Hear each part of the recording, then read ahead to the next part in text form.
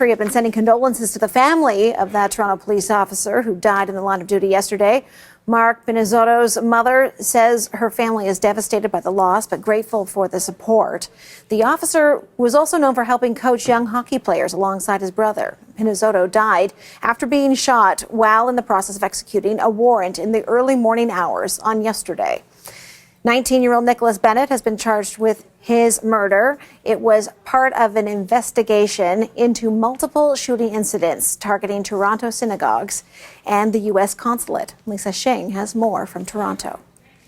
Well, Sarah, we got court documents that show Toronto police arrested and charged an 18-year-old man on Thursday for allegedly shooting at the U.S. Consulate back in March. Now, Sheldon Tracy Stewart appears to have been out on bail then and is facing 11 charges, including discharging a firearm, illegally possessing a firearm, and vehicle theft. Now, police allege Tracy Stewart fired a handgun that was likely to endanger the life of Consul General Baxter Hunt.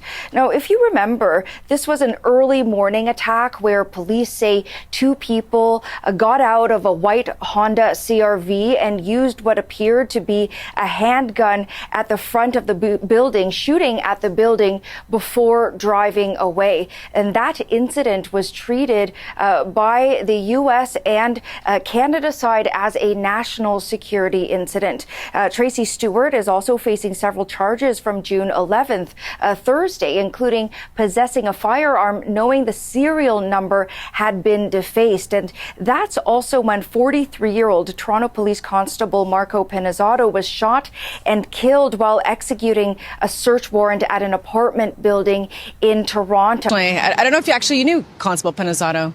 Did you know him personally? No, I didn't know him personally, but I met him many times at the ETF. Just one of the most well-respected members of our emergency task force. You can see that from the outpouring of support for him and his family, not just from the emergency task force. People from across the service that worked with him over his last 18 years showed up today, went to the hospital to see his family, and there's a lot of family support for his wife, and we're going to be there to support the ETF and his family for the rest of their lives.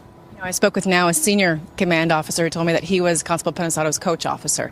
Described him as just a dream recruit, someone with great life experience, loved hockey, obviously comes from a hockey family, who had a passion to be a police officer. And now we know, of course, tragically, he won't be coming home to his family today. When you talk about supports for his family, what kind of supports are there and the kind of the wraparound services that are going to be there for his wife, for his children? Yeah, obviously for the next week or so, there's going to be immense amount of support.